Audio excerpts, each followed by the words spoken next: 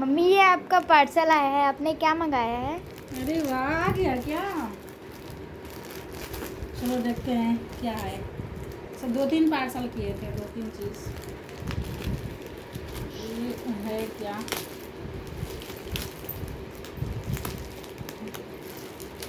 मुझे लग रहा है कि सूट है। इसी कलर का सूट भी था और साड़ी भी।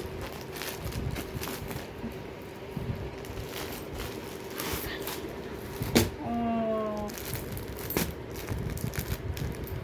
कैसे खुलेगा जी?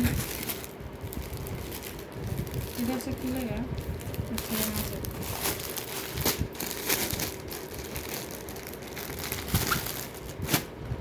सूट है।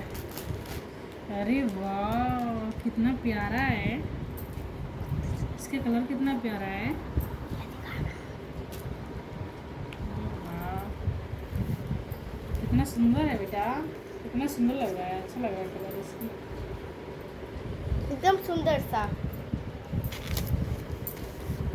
इसकी चुन्नी भी एकदम सुंदर सी है।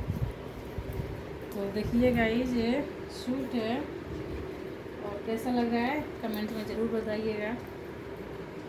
Bye bye.